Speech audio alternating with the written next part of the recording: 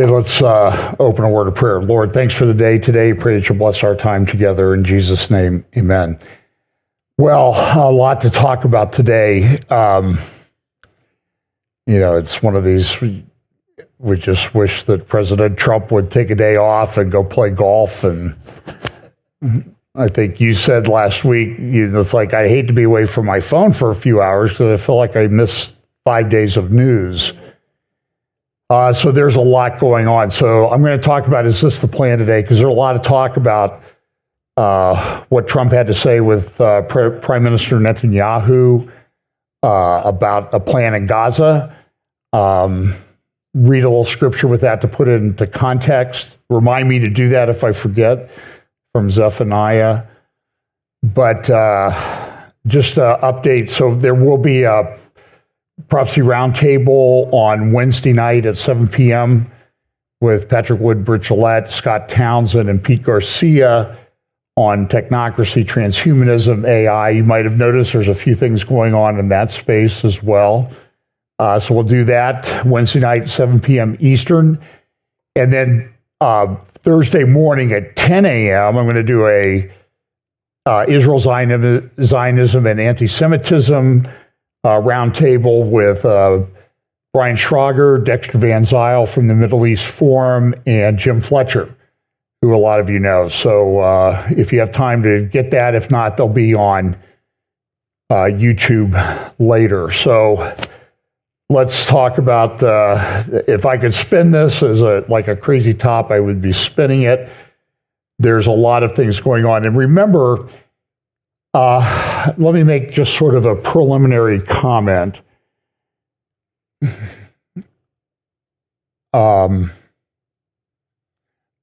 don't know how to say this in a kind way. I think there's too many people planting their flag too soon on certain aspects of Bible prophecy. And there's a number, and I get email, believe me, if you should see my emails. So, and some of these are ones that I have not reached the same conclusion on. And I don't think we know for sure yet. That's my opinion. And I could be wrong. So, for example, one of those would be that Trump is the Antichrist. And you can't convince people. I've also learned there's a new principle of life that I try to follow, but I violate several times a week, is that nobody ever wins an argument on social media. And it's kind of interesting. So, for example, this week, somebody who believes that Trump is probably the Antichrist goes into the passage in Daniel chapter 11 where it talks about the king of the north and the king of the south. And the king of the north comes into the land. So that's Trump. He's coming into the land. He's taking over Gaza and that type of thing. So they're saying that that's who Trump is. And then you'll see that Saudi Arabia opposes the plan in Gaza. So that's the king of the south, and Saudi Arabia is south of Israel. And some parts of that may be true, but I'm just saying, as I think it's too early to plant that flag yet. And then I get a lot of emails about America is Babylon. America is Babylon. So I'll just make a couple comments on that. First of all, America deserves judgment because of the things that we've done, just as about every other country on earth deserves judgment for the things that were done. And if you don't think that God might judge America, I think you're not being realistic about the situation. If God judges America, things will change, and you should prepare for that. Now, the Bible does say in the passages related to Babylon, flee, come out of her, my people, flee. And I get a lot of people writing me saying, America's Babylon, John, America's Babylon, John, but they're still here. I don't so if you want to have that conclusion, that's fine. You can make the case for it. I'm not going to argue with you about it. And the fact that maybe I don't agree with you that America is Babylon does not believe that I think that America is deserving of God's judgment, which would include believers within it. So make appropriate preparations for that because it could be very difficult. And I don't think that Trump being elected president has slowed anything down. In fact, I think it's probably speeded it up quite a bit on the prophetic scale. That's why I say this thing should be spinning like a top. And for that. So let's talk a little bit about some of the things that are going on. Now, there's a couple interesting articles in the Jerusalem Post that I want to bring to your attention. This is from Thursday. Israel's concern of facing a multi-front war. And so what's going on in Israel to some extent right now is people are going back and they're looking at the things that have happened back around October 7th. And why did we do what we did after October 7th? Why did we not go after Hezbollah right away and that type of thing? And Israel was concerned. They didn't know exactly how things were going to unfold. As we now know that the plan that Hamas had was they planned that Hezbollah would join them, and Hezbollah come from the north, Hamas from the south, and they would meet in Tel Aviv. And the plans were for 100 or for 1 million Israelis to be killed, kidnapped, hostage, or whatever. Now, they have had a lot of Israelis displaced, probably over 100,000 between the areas along the Israel border and also along the Israel-Gaza border and also along the Lebanon border. And some of those, and they're encouraging, I think, people to return to the north, but people are a little bit skeptical and they want to see how it's going. So I would highly recommend you get this article by Yoni Jeremy Bob at Jerusalem Post. And then Seth Frantzman also wrote a pretty good article that appeared, I think, in Friday's Jerusalem Post. Was the war on Hezbollah a game changer? So just to recap, Israel's had tremendous success. Not complete success, but they've had a number of successes over the past year and 4 months. But not complete, of course. They took out a lot of the Hezbollah leadership. They took out all of the Hamas leadership, except maybe one guy. Hamas came out this week and admitted that Mohammed Deif had been killed in an attack. They had not really admitted that, but they finally did. And so they got Hania from Hamas was killed in Tehran. Then they got Nasrallah. So they've got a lot of success, and that, I think, that success led to a ceasefire in Lebanon. And I think I don't know how to describe them. Somebody described them this week as neo-Al-Qaeda, who's taken over Syria. They took over Syria because they figured, well, all of the Iranian allies, Hezbollah and the Assad regime, they're all vulnerable. So they took over. And I think those rebels in Syria acted with the full support of Turkey. So it's, and by the way, I may mention this later on, the people who took over Syrian government are now attacking Hezbollah in Lebanon. So, and wait a minute, you're thinking like they're all Muslims, right? Yeah, but if you understand the history of the Middle East, it's tribal and they don't get along very well. So let's look a little bit about what happened at the White House this week. This was also, and I'll get to this in a moment, the hostages released, the male hostages released, and I'm not sure how that got put in here. Hang on a second here. I copied my slides at the last minute, and I must have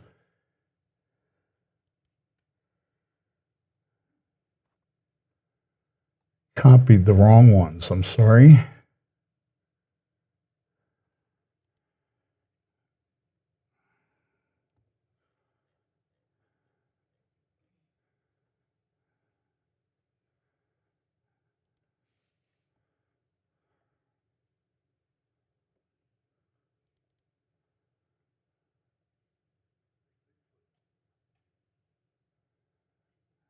Yeah.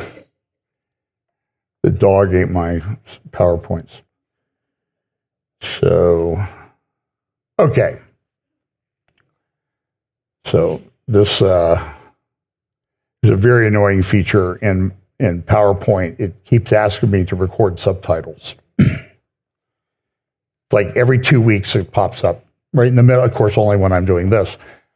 So anyway, so Trump had a news conference with Netanyahu. Netanyahu came to the White House. Netanyahu was accompanied by his new international affairs advisor, Carolyn Glick.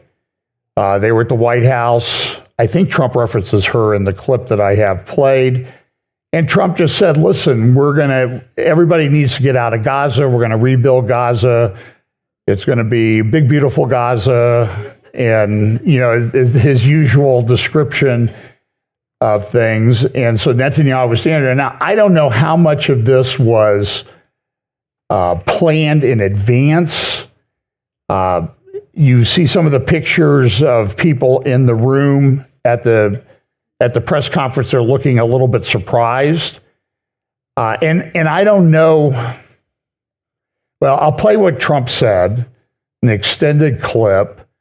And then you can decide whether it's a negotiating ploy or it's something he actually means when he says we're going to own Gaza. Does he mean we're going to own it as a piece of real estate, or does it mean we're going to own what happens to it? That's done. And so he's, these are reports everywhere. He's doubled down on this. The people at the Financial Times, Trump's takeover proposal for Gaza condemned by U.S. allies across the world. Trump doubles down on his reckless plan for Gaza. So let's look a little bit at the news conference that took place last Tuesday evening in Washington. Or Monday evening. Tuesday evening. Oh, by the way, I believe that before this news conference on Monday night, I have been told that Trump saw the Israeli government has prepared a 47-minute video of what happened on October 7th. They have not released that to the public. It's under the control of Prime Minister Netanyahu's office. I've checked to try to get a copy of it, and they said, well, if you come to Israel, maybe you can watch it, at a secure location. They're not releasing it out of respect for the families that are involved. And I understand that. But everybody that I know that has seen it has been impacted very, very strongly by what they've seen. You cannot watch what happened, their own video, Hamas's own videos, and the people from Gaza videoed everything. And so they've boiled that down to about 47 minutes. And my understanding is President Trump was able to see that the other day, and it may have led to some changes in his thinking. He sort of is I view him as sort of a free thinker, that he doesn't necessarily clear everything with like other people in advance. He just kind of goes free form. So here's the first part of the news conference, and then he's going to get into his plan for Gaza. We have, in addition, Marco Rubio, who is on the phone right now, listening to every single word that we say, and he's going to be great. And Pete, congratulations. And Scott, congratulations. I see you're here. And Caroline's been doing a great job. She's really probably talked about more than anybody here. She's done a fantastic job, and thank you very much, Caroline. We're proud of you. He's referring to his press secretary. We'll only be satisfied when all of these problems are solved, and we have the team to solve them, and that's going to happen. And it's going to happen, I think, very quickly. I also strongly believe that the Gaza Strip, which has been a symbol of death and destruction for so many decades, and so bad for the people anywhere near it, and especially those who live there, and frankly, who's been really very unlucky. It's been very unlucky. It's been an unlucky place for a long time. Being in its presence just has not been good, and it should not go through a process of rebuilding and occupation by the same people that have really stood there and fought for it and lived there and died there and lived a miserable existence there. Instead, we should go to other countries of interest with humanitarian hearts, and there are many of them that want to do this, and build various domains that will ultimately be occupied by the 1.8 million Palestinians living in Gaza, ending the death and destruction and, frankly, bad luck. This can be paid for by neighboring countries of great wealth. It could be 1, 2, 3, 4, 5, 7, 8, 12. It could be numerous sites, or it could be one large site. But the people will be able to live in comfort and peace, and we'll make sure something really spectacular is done. They're going to have peace. They're not going to be shot at and killed and destroyed like this civilization of wonderful people has had to endure. The only reason the Palestinians want to go back to Gaza is they have no alternative. It's right now a demolition site. This is just a demolition site. Virtually every building is down. They're living under fallen concrete that's very dangerous and very precarious. They instead can occupy all of a beautiful area with homes and safety, and they can live out their lives in peace and harmony instead of having to go back and do it again. The U.S. will take over the Gaza Strip, and we will do a job with it too. We'll own it and be responsible for dismantling all of the dangerous unexploded bombs and other weapons on the site, level the site and get rid of the destroyed buildings, level it out, create an economic development that will supply unlimited numbers of jobs and housing for the people of the area. Do a real job, do something different. Just can't go back. If you go back, it's going to end up the same way it has for 100 years. I'm hopeful that this ceasefire could be the beginning of a larger and more enduring peace that will end the bloodshed and killing once and for all. With the same goal in mind, my administration has been moving quickly to restore trust in the alliance and rebuild American strength throughout the region. And we've really done that. We're a respected nation again. A lot's happened in the last couple of weeks. We are actually a very respected nation again.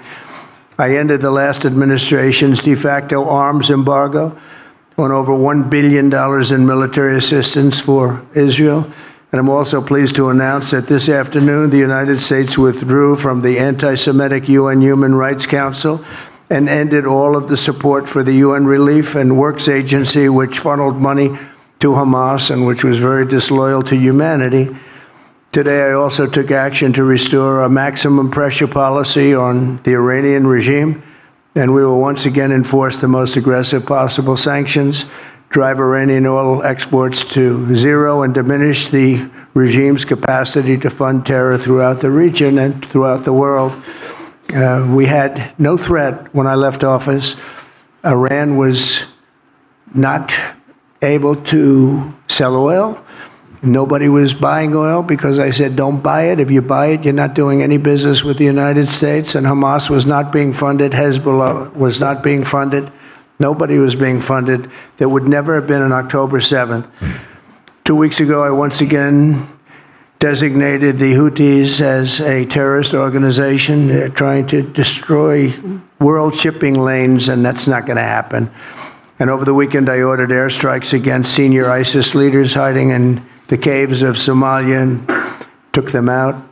Here in America, we've begun the process of deporting foreign terrorists, jihadists, and Hamas sympathizers from our soil, just as we have people that are extremely evil, and we're sending them out of our country. They came from jails.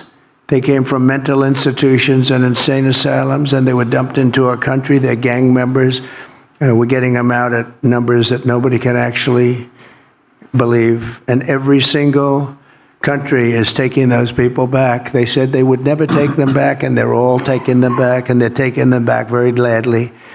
And I recently signed an executive order combating the vile wave of anti-Semitism that we've seen in the aftermath of the October 7th attacks. Together, America and Israel will renew the optimism that shined so brightly just 4 years ago. It was really a bright, beautiful light. We will restore calm and stability to the region and expand prosperity, opportunity, and hope to our nations and for all people of the Middle East, including the Arab and Muslim nations. Very important. We want the Arab and Muslim nations to have peace and have tranquility and have great lives. I'd like to now invite Prime Minister Netanyahu to say a few words, and we'll take some questions afterwards. Thank you very much. Thank you, Mr. President. I'm honored that you invited me to be the first foreign leader to visit the White House in your second term. This is a testament to your friendship and support for the Jewish state and the Jewish people. I've said this before, I'll say it again. You are the greatest friend Israel has ever had in the White House.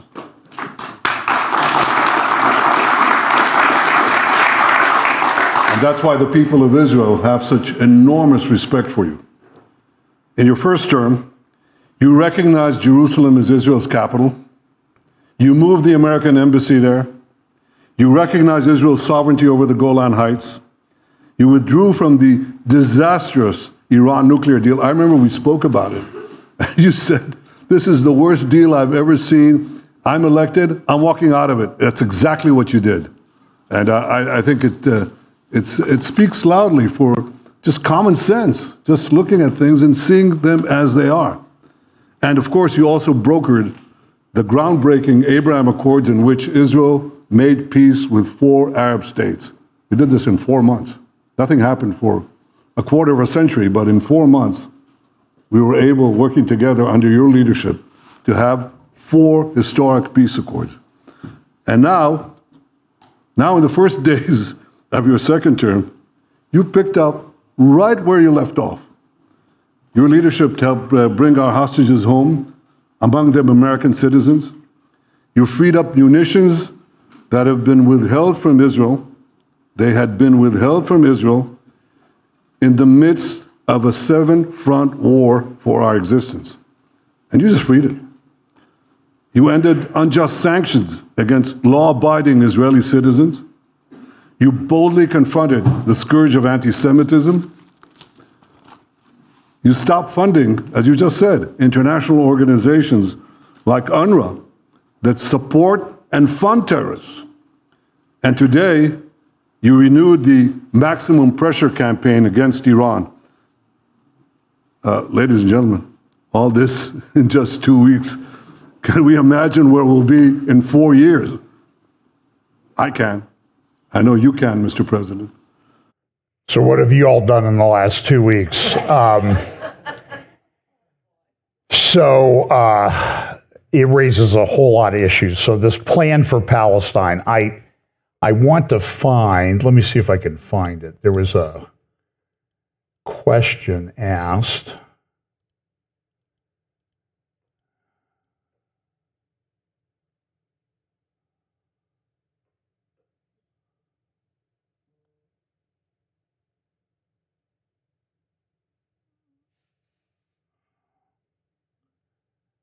Yeah, I'm not finding it. There's a question asked about, Mr. Trump, how can you say take over a sovereign country? This is a sovereign country. So let me just dispel the notion. Gaza's not a country. Okay, this has been a problem forever. And there's all sorts of great Twitter things out there. I have some people talking about it later and some clips. It's not a country. And so here's the situation. When Israel went into Gaza after October 7th, the day, I remember this very well, the day after October 7th, everybody in the world was talking, okay, Israel, what's your plan for the day after Hamas? And I think Netanyahu was correct at the time, and he said, we'll deal with that in time. Right now, we have to go rescue our hostages and take care of Hamas. Now, they don't have all the hostages back. We saw that this week. There will be more coming this week. Talk about that in just a minute. And they haven't finished Hamas. Hamas has reconstituted itself to a great degree. So the job is not done. But a few months after October 7th, I think it was about March or April, Netanyahu came out with a plan. And the plan was, it was a PowerPoint slide deck, and it was Gaza 2035. So I'm going to go through with it. They came out with a plan. But when I go through this, I want you to see the various elements that relate to the Abraham Accords, the things that Jared Kushner has said, to things that other people have said, and then sort of putting it in the context of Trump, maybe viewing this as a giant, big, beautiful real estate deal to do. And then there's also a lot of misconceptions. So, and there's a lot of anti-Semitism that's risen up about this. I want to reiterate this, and I do not remember if I made this. I do a lot of interviews, so I don't remember where I make various points. So if you've heard it, ignore it. But I did some research because they're talking about genocide. Israel's been committing a genocide of the Palestinians for 70 years.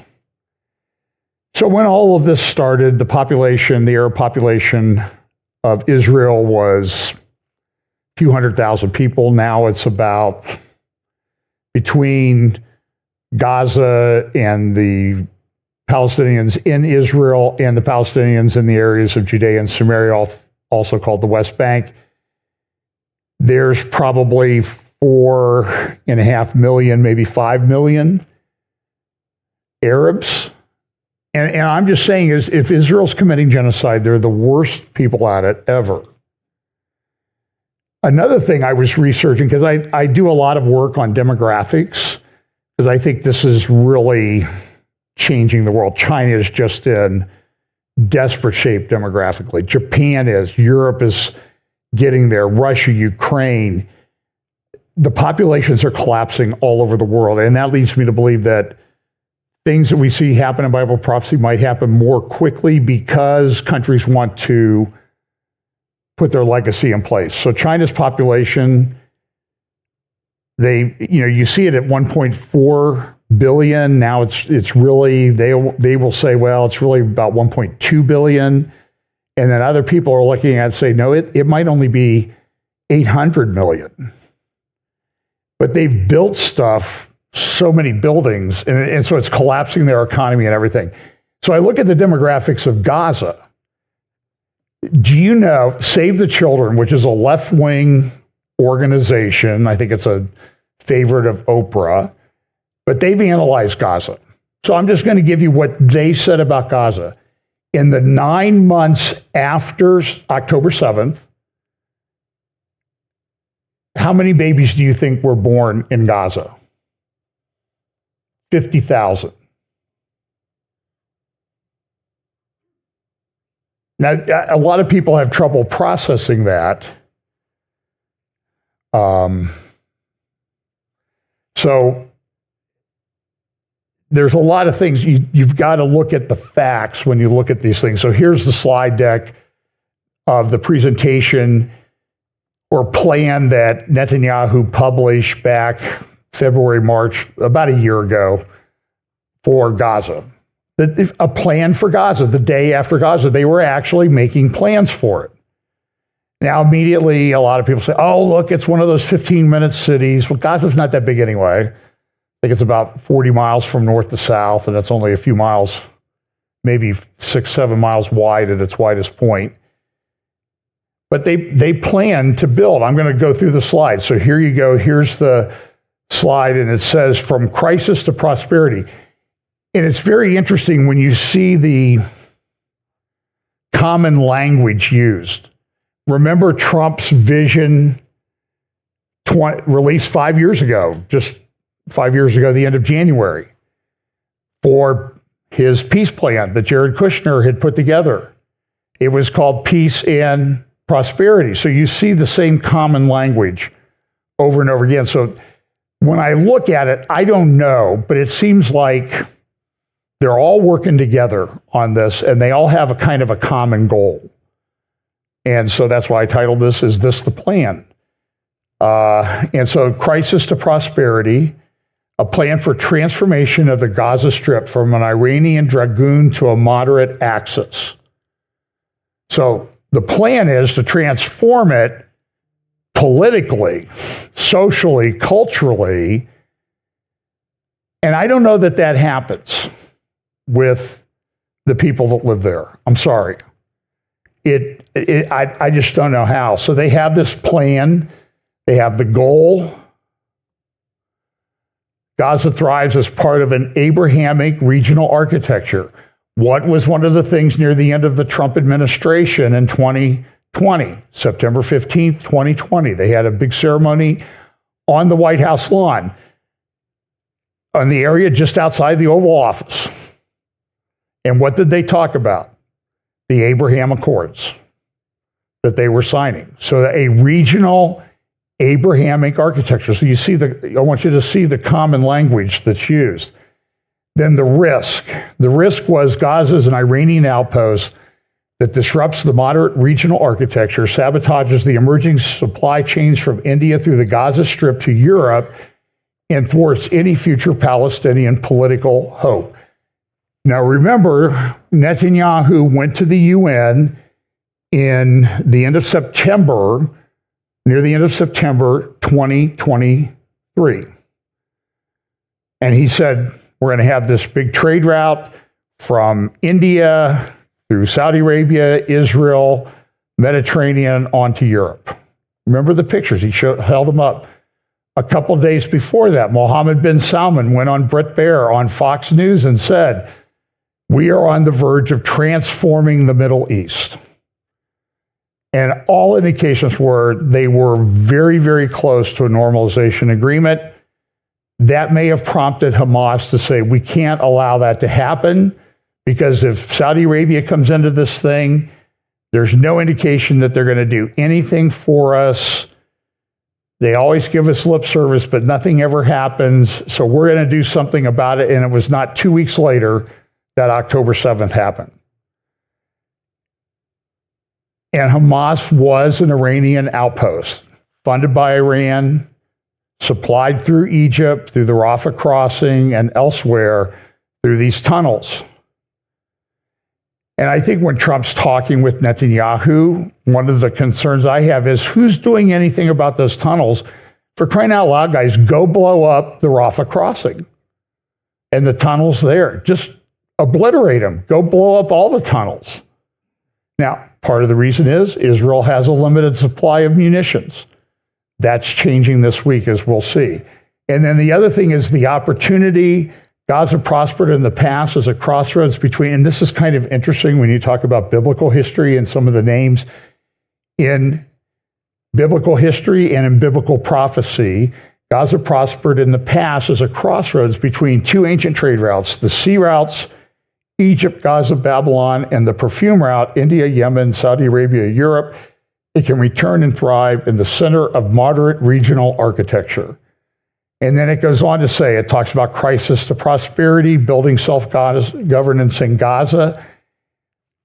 And the plan there talked about for 5 to 10 years, there would be a multilateral body.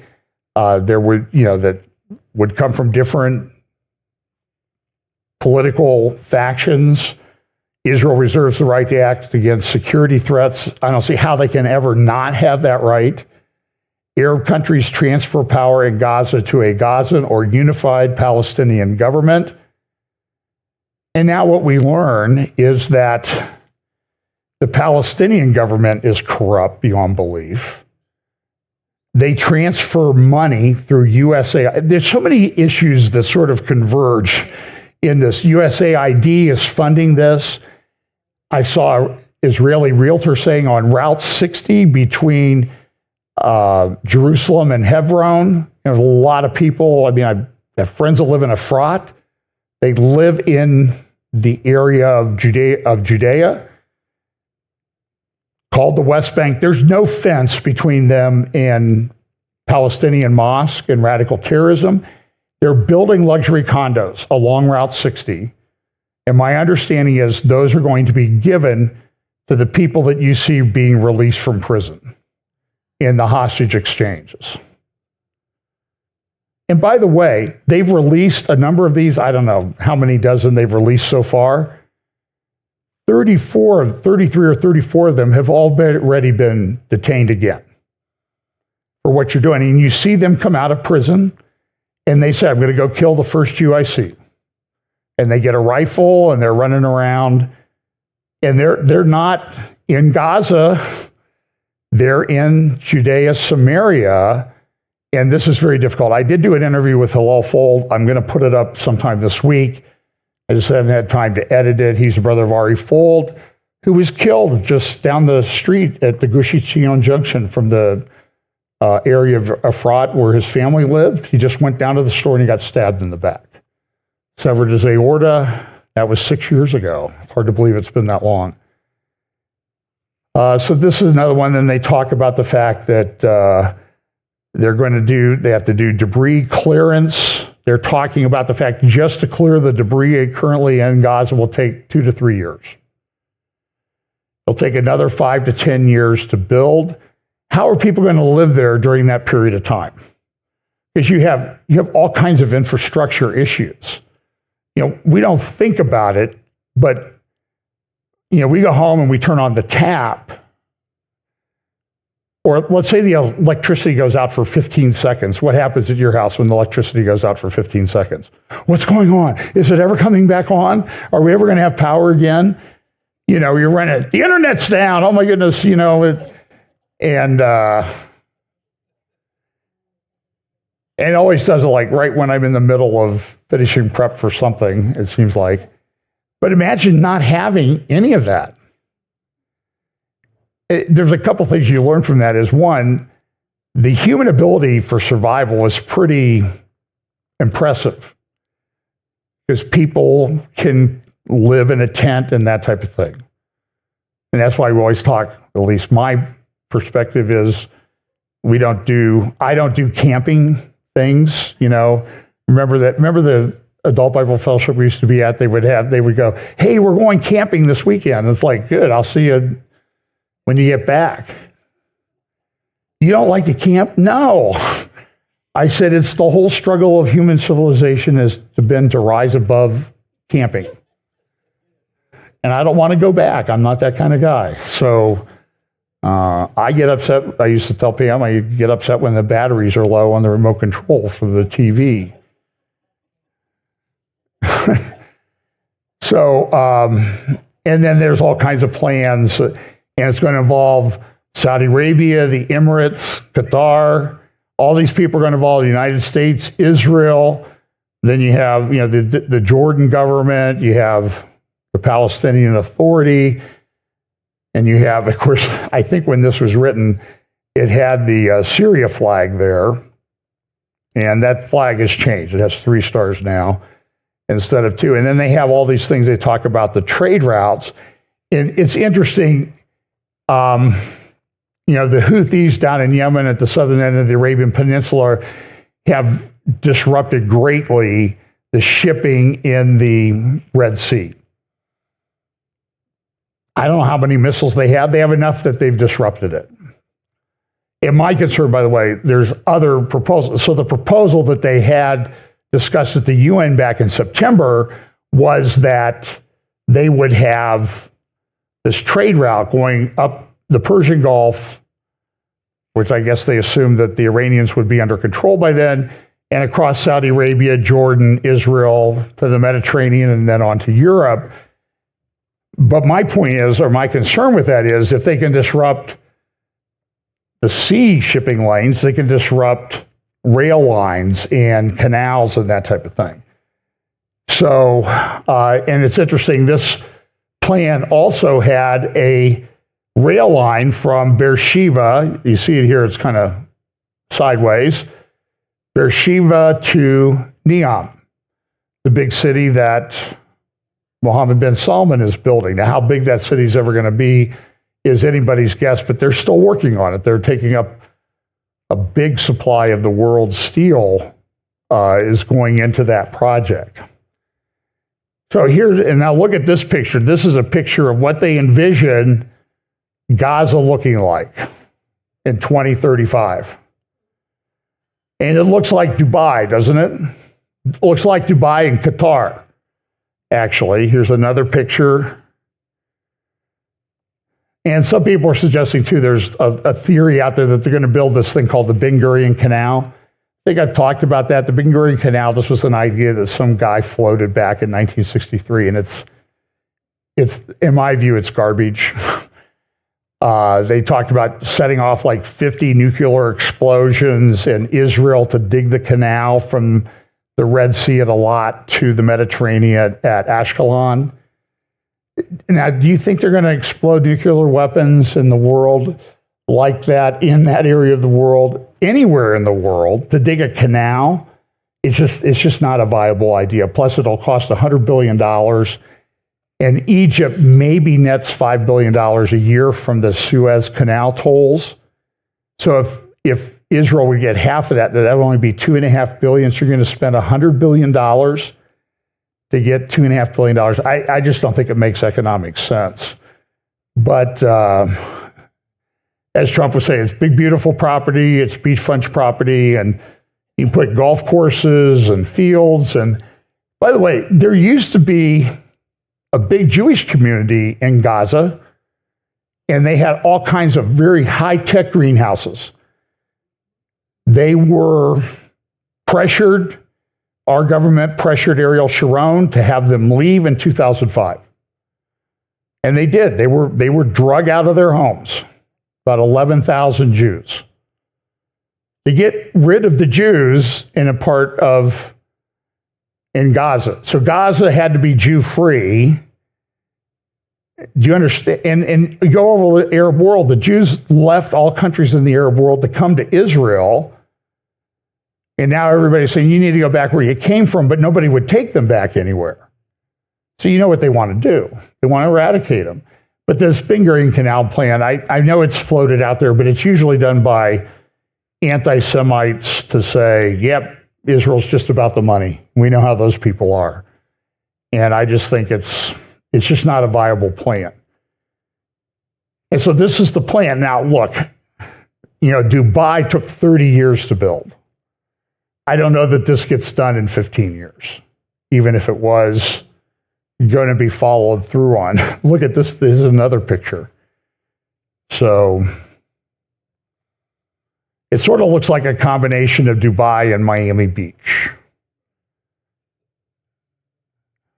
But it's what the plans for Gaza are or will be. This is not really anything new. 20 years ago, everybody's referring to Gaza as potentially the Singapore of the Mediterranean. I'm sure you've heard that phrase. So don't say that Trump or Netanyahu just dreamed this up out of nothing to control things. That's not what happened. This has been in people's minds for a very, very long time. Now, so I want to go back. The architect of the Abraham Accords, to a large extent, was Jared Kushner. He also was the architect of the Peace and Prosperity Plan that was released in January 2020. In the morning of that day, in the afternoon, Charlie Vector broke loose. I think there's a direct connection between the two. Bill Caney talks about that a lot. So here is about 11 months ago, Jared Kushner went to Harvard School of Government, funded by the local guy over in New Albany, Epstein's friend, the leadership school there, heavily funded by the guy over there. And so he talked about Gaza. So this is about a 6-minute clip, but I think you need to listen to it. So here's Jared Kushner about 11 months ago at Harvard. Do you have a proposal or an idea or a sketch for how we end this crisis?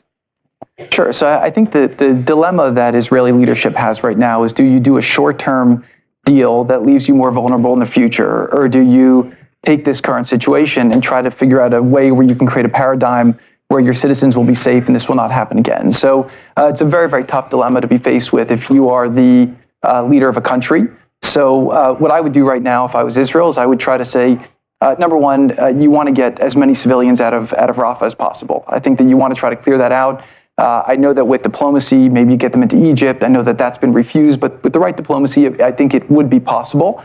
But in addition to that, the thing that I would try to do if I was Israel right now is I would just bulldoze something in the Negev. I would try to move people in there. I know that won't be the popular thing to do, but I think that that's a better option to do so that you can go in and finish the job. I think there was one decision point they had. Do we go into Gaza? Do we not go into Gaza? They had the hostages. There really was, I think, no choice but to do that. I think that they were smart to go slowly and deliberately. Gaza's booby-trapped like crazy. They have over 400 miles of underground tunnels. And so I think that they've taken some of the right steps in order to go there. But you have to, again, I think Israel's gone way more out of their way than a lot of other countries would to try to protect civilians from casualties. But I do think right now opening up the Negev, creating a secure area there, moving the civilians out, and then going in and finishing the job would be the right move. Is that something that they're talking about in Israel? I mean, that's the first I've really heard of somebody, aside from President Sisi, suggesting that that the Gazans who are trying to flee the fighting could take refuge in the Negev. Are people in Israel seriously talking about that possibility, about hosting Gazan refugees in what is considered, quote unquote, Israel proper? I don't know. Yeah, I mean, but that would be something you would try to work on. I'm sitting in Miami Beach right now, and I'm looking at this situation, and I'm just thinking, what would I do if I was there? And again, you look at, I mean, with Israel, it's a different thing, right? In Syria, when there's refugees, Turkey took them, Europe took them, Jordan took them. For whatever reason, here in Gaza, there's refugees from the fighting, from an offensive attack that was staged from Gaza. Israel's going in to do, a long-term deterrence mission. And it's just, it's unfortunate that nobody's taking the refugees. Again, I think that the American government should probably have done a little bit of a better job to find a solution to that. As a broker, I think that there would have been a way. But if that's not a viable option, I think from Israel's perspective, it's just something that should be strongly considered. Yeah. I mean, obviously the reason they're not, for example, the reason the Egyptians don't want to take the refugees, in addition to, of course, there being the domestic unrest that could result, or the instability that could result, but also there are real fears on the part of Arabs, and I'm sure you talk to a lot of them, who think once Gazans leave Gaza, Netanyahu's never going to let them back in. Maybe, but I'm not sure there's much left of Gaza at this point. So, if you think about even the construct, like, Gaza was not really a historical precedent, right? It was the result of a war, right? You had tribes that were in different places, but then Gaza became a thing. Egypt, used to run it. And then, over time, you had different governments that came in different ways. So you have another war, usually when wars happen, borders are changed historically over time. And so my sense is I would say, how do we deal with the terror threat that is there so that it cannot be a threat to Israel or to Egypt, right? I think that both sides are spending a fortune on military. I think neither side really wants to have, a terrorist organization enclaved right between them. And Gaza's waterfront property, it could be very valuable to, if people would focus on kind of building up, livelihoods. You think about all the money that's gone into this tunnel network and into all the munitions. If that would have gone into education or innovation, what could have been done? And so I think that it's a little bit of an unfortunate situation there, but I think from Israel's perspective, I would do my best to move the people out and then clean it up. But I don't think that Israel has stated that they don't want the people to move back there afterwards. Yeah. I mean, okay, there's a lot to talk about there. The last thing I wanted to just get your reaction to on this is the, you saw Tom Friedman's column on Tuesday. Okay, well, he goes on, and I don't remember if he said it yet in this clip, but he says we should just bulldoze part of the Negev. Did he say that? Okay, bulldoze part of the Negev, and they can live there. And if you remember back to his peace and prosperity plan, there was a Negev enclave set aside as a economic development zone for Gaza. So do you see the integration between the Netanyahu plan and Kushner and all this stuff? So I believe Kushner was making these statements at Harvard before Netanyahu released his plan. And then I see things like Beersheba Neom, and it's sort of like in the background, you wonder if Kushner's working on this and Mohammed bin Salman's working on this and Netanyahu's working on this and Trump's working on this, which, by the way, when you watch what's going on in our government, it appears that Trump's sort of been sitting around he's not been sitting around playing golf the last 4 years. He's sort of been making some plans to execute them with some rapidity. It's kind of stunning to watch. So Israel Katz said, listen, I want Anybody who wants to leave Gaza can leave Gaza. We got to do a plan for this. And people in the region are freaking out. This is a tweet last night. This also was in the Jerusalem Post this overnight. There is panic among the Arab dictatorships surrounding Israel, driven by President Trump's unwavering confidence in his plan to relocate Gazans to their territories, Jordan and Egypt. Egypt doesn't want them. They're Muslim Brotherhood. What happened in Muslim Brotherhood at the behest of, or in Egypt, the behest of Barack Obama? A Muslim Brotherhood revolution that they had to deal with for a year. It was horrible, and they fought to get those people out. They put them in prison. Do you think that ideology went away? It's still there, and so al-Sisi's doing. So it says, Sisi, overwhelmed with anxiety, has hastily arranged an Arab summit in Cairo on February 27th to address the issue. However, by that time, both he and Jordan's monarch will be in the White House, where the decisive discussions will take place. And King Abdullah II of Jordan is supposed to be in Washington, D.C. to meet with Trump this week. Al-Sisi is coming. Netanyahu is the first foreign leader to come. Things are going to unfold rapidly, and there was a question at the news conference, what's your plan for the areas of Judea and Samaria and settlements by Israel in those areas? And Trump said, we'll have something definitive on that within the next 4 weeks. And then Caroline Levitt came out, and she's kind of a beast in the way she conducts her press conferences. I kind of enjoy it. It's kind of an entertaining thing to watch. And these news organizations they're just like freaking out. They don't know what to do. And now some of their funding is being cut off. It's like I said, there's a delicious aspect to this. To see justice. So observers note that the Arab rulers are under unprecedented pressure, realizing their usual games are no longer viable. From U.S. perspective, Egypt has lost its strategic significance. Trump has little interest in continuing financial support, and both the Egyptians and the broader Arab world are acutely aware of this. If Egypt refuses to accommodate 1.8 million Gazans, the consequences for its own population could be severe. And by the way, they're massing tanks on the border. I've seen pictures of them Egyptian troops coming out of tunnels in the Negev and the Sinai.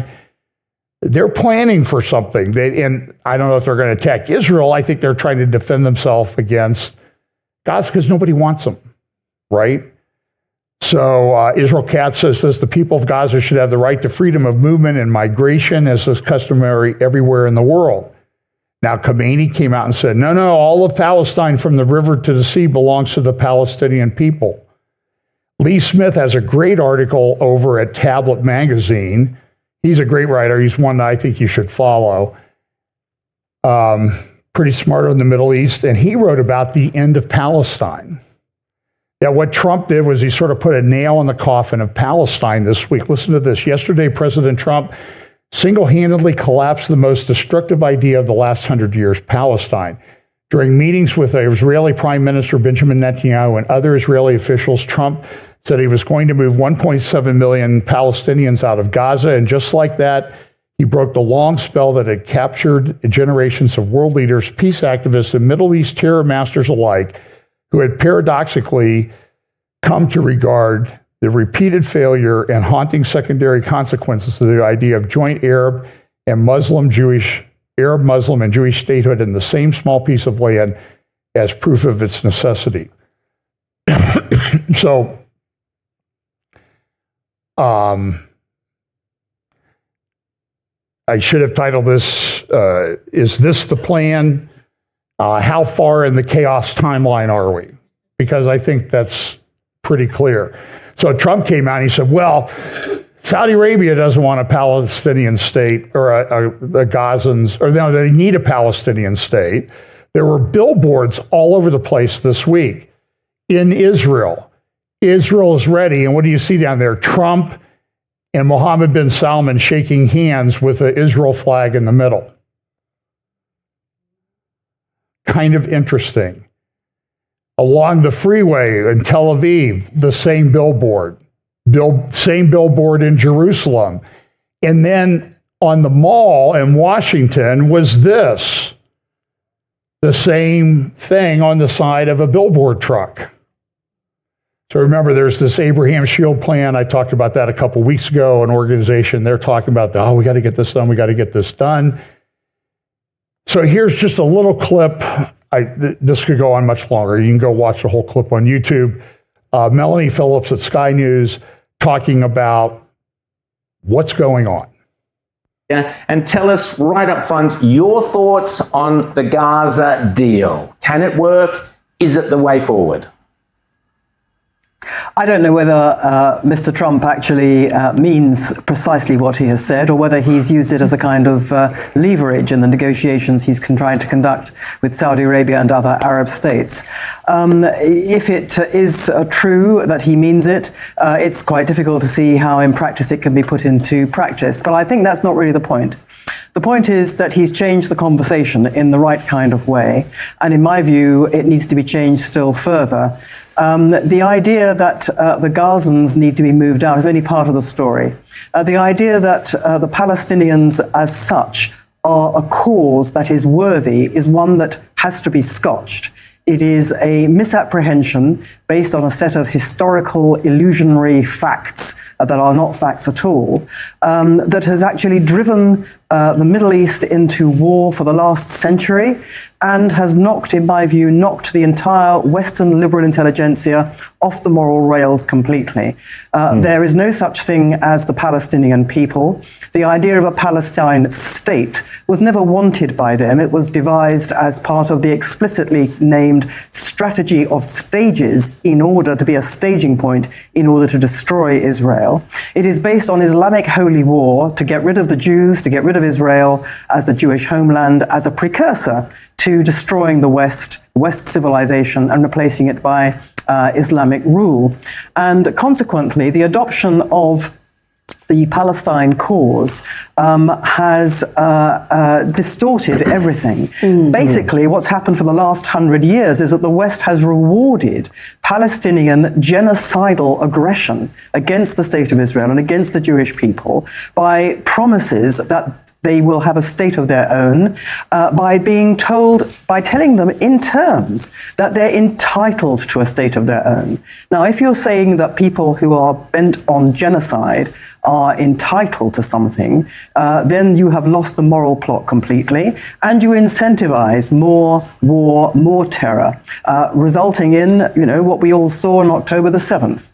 An act of unspeakable barbarity and sadism conducted against Jews as Jews, although others than Israeli Jews were involved as well. So this is an essential precursor, in my view, to saying to the Palestinians as a whole, you're over, you're finished.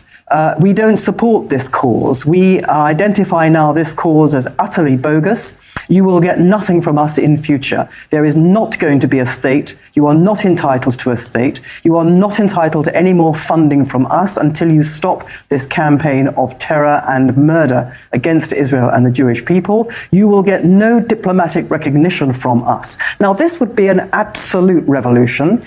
It's elementary moral and political reality as far as I'm concerned. But the fact is, it is so thoroughly embedded in the whole Western mindset that there is a Palestinian people, there has to be a Palestinian state, that's the route to peace, that it's almost impossible to envisage that happening. What Trump has done by moving the discourse in the way that he has over Gaza, and we've seen the reaction to that, I would hope that's the precursor to some sanity finally emerging over this whole issue.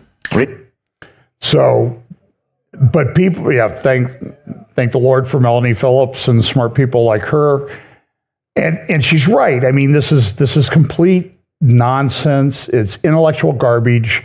It needs to be dealt with. But listen, we also have to look at this in the light of what do we think the prophetic scriptures talk about what's going to happen. And that's where it gets a little bit tricky and confusing, okay?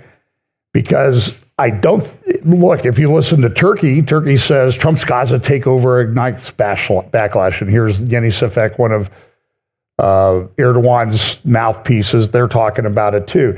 Arab News, Kingdom of Saudi Arabia leads rejection of Trump plan of Gaza. The Ministry of Foreign Affairs in Saudi Arabia came out and issued a statement like, We're not in support of this. We want a Palestinian state. We want a Palestinian state. They referenced back in November 11th that Mohammed bin Salman had come out. Remember that? Remember that video I played of him? It seemed like he was not, it didn't seem like it was him that was saying it. And so I just think when King Salman passes on, it will change. Here's another statement. This is back in November. Of course, they had this big meeting. Israel, Jerusalem Post said the Arab world has a leader and it's not Egypt. And then today, or just the other day, the foreign ministry affirms that Saudi Arabia's position on the establishment of a Palestinian state is firm and unwavering. So the Crown Prince supports this. And then they just came out with another statement, I think just today. The Kingdom of Saudi Arabia appreciates the condemnation, disapproval, and total rejection announced by the brotherly countries towards what Benjamin Netanyahu stated regarding the displacement of the Palestinian people from the land. They don't want, this is what they're saying. We don't want them. They're trouble. By the way, if you go through the Arab tribes, the names of the people in Palestine, all their names originate in Jordan, Egypt, Yasser Arafat was Egyptian, and Syria. They were all brought in, and it was created out of whole cloth. In fact, here's a video. This is from memory. This is Muammar Gaddafi speaking at the Arab Summit in Qatar, March 29th, 2008. People here talked about the pre-67 borders. To tell you the truth, this is astounding. Whatever happened to the Palestinian cause we had before 1967? Were we lying to ourselves or to the world? Thousands of martyrs fell before 1967. What for? There was no Palestinian state. And he was going to say, listen, there was Jordan took over that area. They could have made a state of Palestine. Egypt had Gaza. They could have made a state of Palestine, but they never did. And he's going to say, you guys, and they're kind of laughing at him, but he says, listen, memory translates it. Gaza part of Egypt, West Bank part of Jordan. He goes, Israel should sue you guys. And if they did, they'd get billions or trillions of dollars because you fought them for nothing that existed. And now you say there should be a Palestinian state. He also went on to say, and if you guys aren't careful, you're going to end up like Saddam Hussein, who had met his end not too long before this. And then, of course, Gaddafi met his. So this is what originally it was. There was a two-state solution. This was approved back in 1920 to 22, 100 years ago. Jewish Palestine, west of the Jordan, Transjordan, Arab Palestine, east of the Jordan River. That's a two-state solution. And that's very well documented by everybody. Gazans themselves go on. I don't have time to go into it. Go look up Yishai Fleischer. Go look up Yishai Fleischer. He has translated a guy from Gaza saying, we want to go. We want to leave. Let us out of here. Just give us a... He said, in fact, the guy says, if you let us out of here, you'll need like a machine gun stamp for the passports. People will be trying to get through that fast. They're very perceptive. Trump also issued statements on the thing. Of course, this is part of the Trump peace and prosperity plan. And then we've had this release of the hostages. This is the females a week ago. And it's interesting, if you look at these photographs, Israel's gathering tremendous intelligence with these. Look at these pictures, okay? See those guys? Do you not think that Israel has facial recognition software that can tell exactly who those people are that are under those form-fitting balaclavas? They know exactly who was there. So this, yesterday, male hostages released. This was a guy, look at him. This, by the way, this is kind of interesting. This is the sign on this behind the stage where they put on this show to release them. And count the number of fingers on that hand. 1, 2, 3, 4, 5, 6. Sounds like Nephilim. Sounds like something biblical. And he got up, they did a thing in front of me. He says, listen, I just can't wait to go back to my wife and daughters. When he was there, he did not know. This is what he looked like before October 7th, what he looks like today on the right. And his wife and daughters were killed on October 7th. And he did not know that when he was released yesterday. He found out. And so all the claims that Israel is starving Gaza, somebody captured this picture, the Jewish prisoner hostage on the right, and this person celebrating in Gaza on the left, the Jewish guy, and on the right, somebody from Gaza. Here's all the guys together, juxtaposed with the picture from 80 years ago. Looks remarkably similar, does it not? Here's Aaron Moran, who used to be with Sky News, but I'll play a little clip of it. Sometimes she uses, I didn't have a chance to preview all of this, so I will apologize in advance. Sometimes she gets a bit direct with the language. It's nothing you haven't heard if you've been to an Ohio State football game. So here she is talking about what she saw. You've all seen the images by now. You could put a black and white filter over the top and it's the Holocaust all over again. I don't even know where to start. To every single Jewish and Israeli person watching this right now, I am so sorry. I'm sorry that my voice has not been enough. That the other disgracefully small group of voices outside of your own have not been enough. We have all failed you. Humanity, again, collectively, has failed you miserably. And down the track, just like after World War II, yep, we know, there will be a reckoning. There always is. The masses will eventually wake up. They'll be horrified. They'll feel sick to the pits of their stomachs. But what does it matter? What difference will it make? Can't help you now. It doesn't save your daughters and sons and mums and dads. They'll never come back. And by the time you manage to muster, and I don't know how you do it, but by the time you manage to muster the unimaginable strength to just be a tiny bit okay, to recover in whatever way you can from the atrocities of the past year and a half, you do so knowing that if something like the Holocaust wasn't enough to stop October 7 from happening, not just that day, but the even worse events afterwards, then how the hell will October 7 be enough to stop the next one? So Trump also called, you heard a little bit about that at the news conference with Netanyahu, about an Iran nuclear peace accord, but he's applying maximum pressure. Iran this week released pictures of a new drone carrier that they've launched. Now, there are reports from a German newspaper called Bild. I've not been able to confirm it anywhere else that the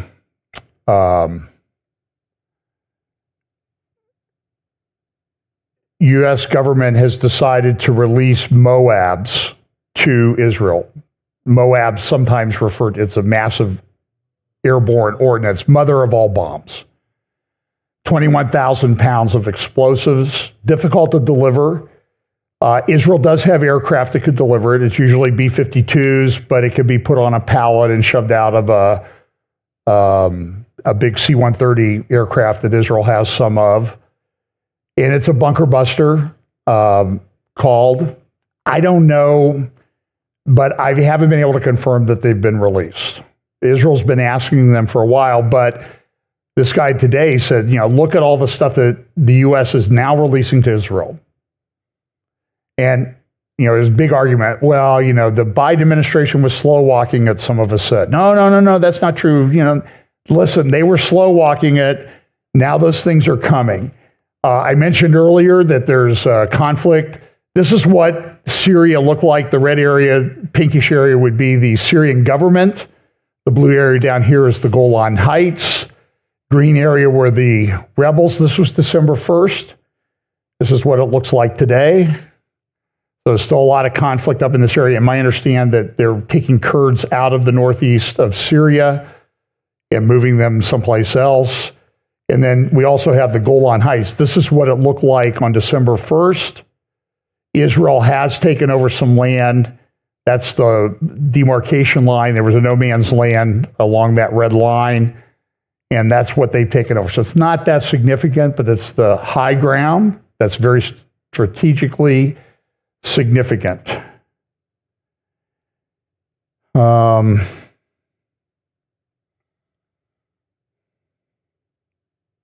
Okay, so we'll talk more about this at the roundtable this week. AI, tech giants step up the pace of their AI spending spree. That was in the news just yesterday. And we also have the Greenland thing. Greenland is very strategically significant because it will shut off some sea lanes to Russia and China coming across the Arctic. So who knows? This is a concerning one. This is from the UK. Apple was ordered to let the Home Office in the UK get secret encrypted files from just people in the UK, right? Everybody in the world. The UK government. By the way, I saw a little video. In Russia last year, there were like 400 people charged, tried, in some cases sent to prison for what they posted on social media. In the UK, 3,500 people.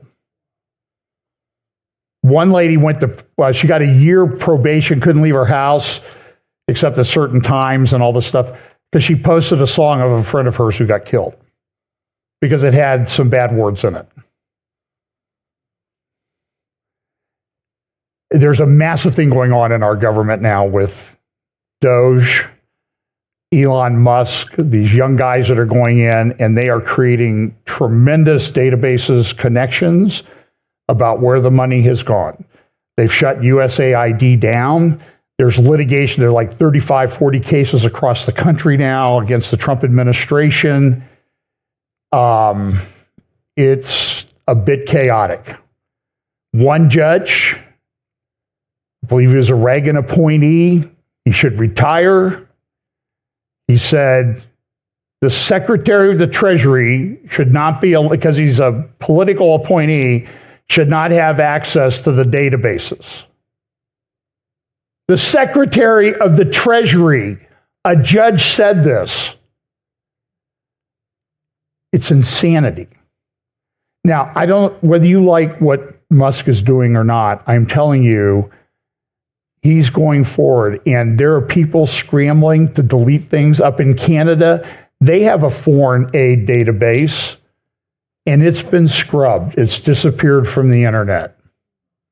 I wonder why that is. By the way, this is a video of the bunker busters bombs dropped on Nasrallah's headquarters a couple months ago. Look at this. This is like one of the luckiest guys in the world. Got my coffee, going to get on my scooter, and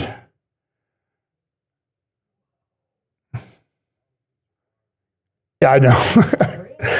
It's one of there are close calls in life. So Pam and I, we were talking about one, we found an article in the LA Times about it. I'll talk about it some other time, but close call we missed by like half a minute to a minute. Explosion in San Francisco. We drove right by it. And it happened after we drove by it, so it's crazy. So FBI, firings push FBI into free fall, must move these agencies in chaos. And it's true. I mean, But all these people were working from home, and now they're locked out of their office. Like, well, we're locked out of our office. Well, you've never even been coming to the office for like 4 years. Nominees are getting done. So Trump did some good things. He banned trans in sports. USAID workers are shut down. As it says here, Judge bars must team from having access to Treasury systems. The Secretary of the Treasury said you can have access to the system. The President of the United States says you can have access to the system. The Treasury is part of the executive branch of government. It is one of the 3 branches of our government. So I would just tell this judge, in a nice legal ease, judge, you need to butt out.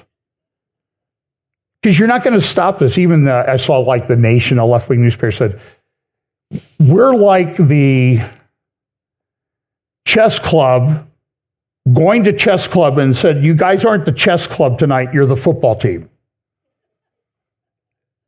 That's sort of what's going on. Jeffrey Tucker has a good article at Brownstone Institute, the most dramatic narrative shift in modern history. So here's Trump. Here's just some of the stuff he put in this week. Eradicating anti-Christian bias. I think this was very good. Talked about, look, we had a problem in the Bush administration. We're going to put a stop to that. We're putting a task force. But look, I will say this. I don't like what happened here. He established a White House faith office. If it was just to implement something to watch over the anti-Christian bias, I don't really like this faith office. I really don't like it that Paula White, a rank heretic, has been put in charge of it. That is a very bad sign. So tell the Trump administration that you don't like it. And here's the other thing. That's the appointments to the White House faith office, keeping men out of women's sports. By the way, look at this article from the Times UK. Children in wrong gender rises 50-fold over the last decade. 50-time increase. You tell me there's not something going on with people being indoctrinated the wrong way? And look at all these people out there protesting.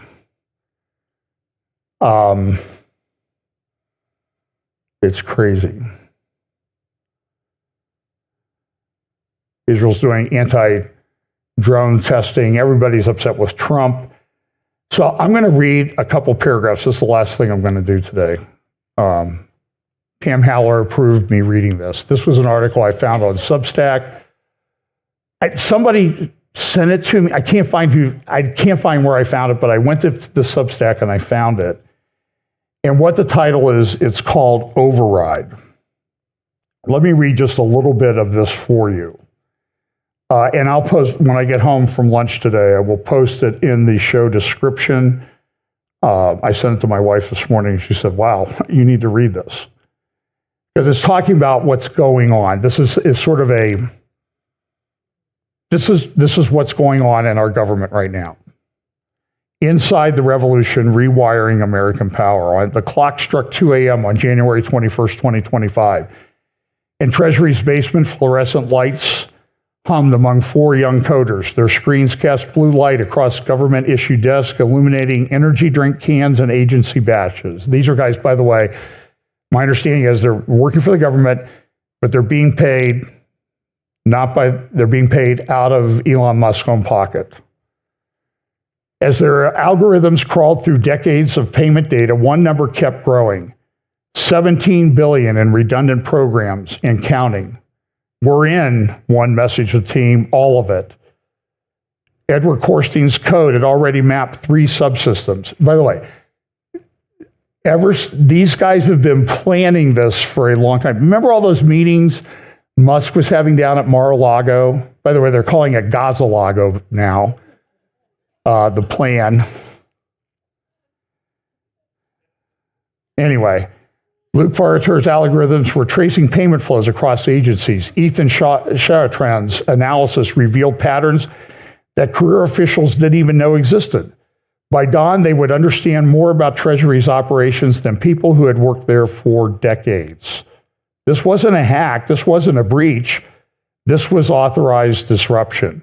While career bureaucrats prepared orientation packets and welcome memos, the DOGE team was already deep inside the payment systems. No committees, no approvals, no red tape, just 4 coders with unprecedented access and algorithms ready to run. The beautiful thing about payment systems, noted a transition official watching their screens, is that they don't lie. You can spend policy all day long, but money leaves a trail. That trail led to staggering discoveries. Programs marked as independent reveal coordinated funding streams. Grants labeled as humanitarian aid show curious detours through complex networks. Black budgets, once shrouded in secrecy, began to unravel under algorithmic scrutiny. They're using AI. So I have real mixed feelings about this, but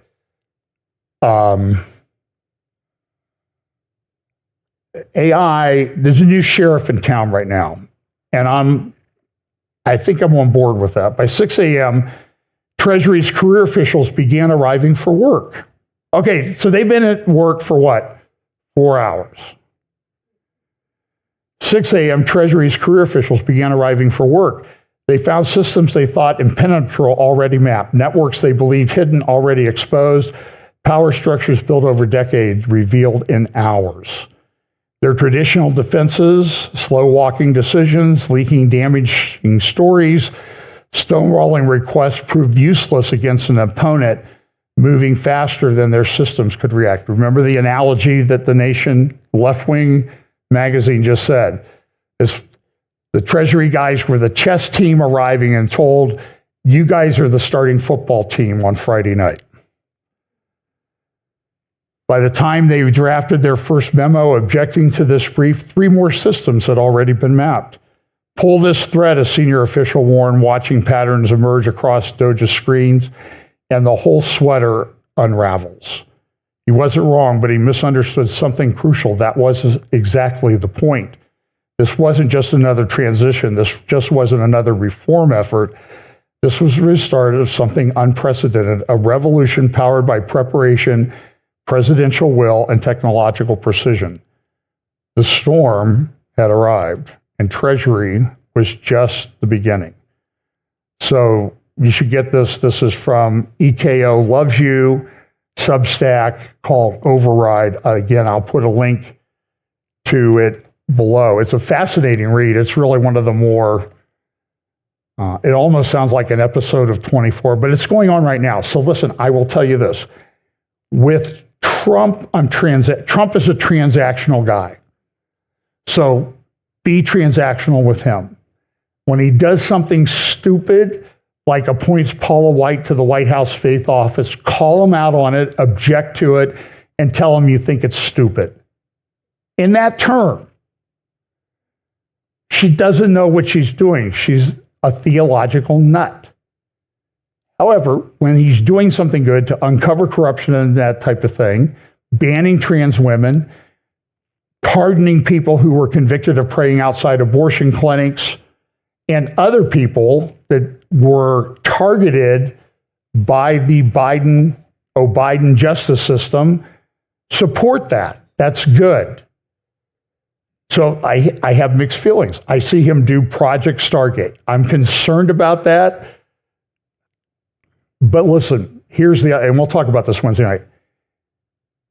AI is not going to be stopped. I told somebody, I asked him the other day, a lawyer, I said, under what constitutional legal basis would you stop AI right now? No response, because I don't know what it would be. I mean, I suppose you could say some kind of harm to public health and welfare and that type of thing. But good luck with that against these billionaires and their teams of lawyers. It's not stopping. So the question is Trump pushing it because he wants to control everything, or is he trying to get involved in it to kind of put the brakes on it? The jury's out on that one. And by the way, I was a trial lawyer for 40 some years. And Bill, you know this, you're a lawyer too. The most stressful time in my life.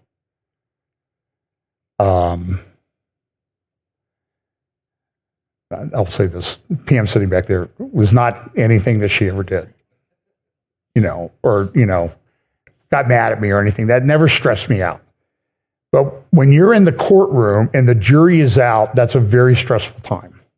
And they always come back, Bill, I know you've had this, they always come back with this ridiculous question. All the lawyers are going like, what are they thinking? We've worked on this case for years. Well, the difference is, guys, they looked at it with fresh eyes and they think you missed something and you didn't explain something and it's bothering them. But the most stressful time is when you're sitting around the courtroom waiting for the jury and the bailiff comes in and says, we have a verdict. And from that moment until that verdict rests, doesn't matter where you win or lose, that is just a heart-pounding time for every lawyer.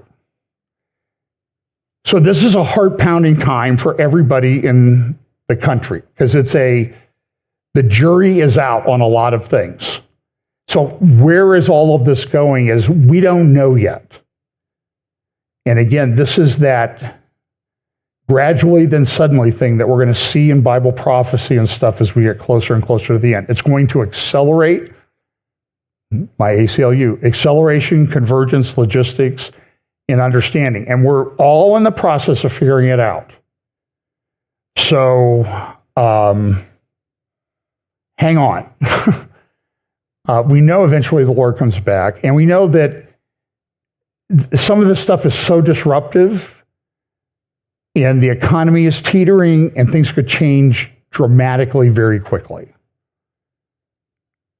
None of us know exactly when that's going to happen. Listen, I've been listening to guys for 2 years.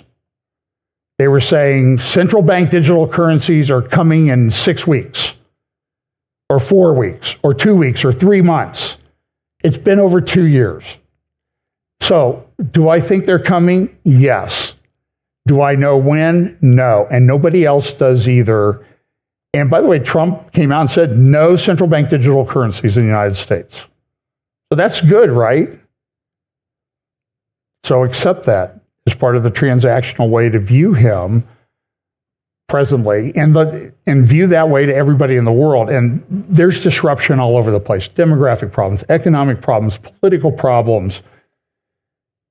There was a giant prison in Congo that got attacked by rebels and 4,000 people released and a couple hundred women raped and some killed by the prisoners.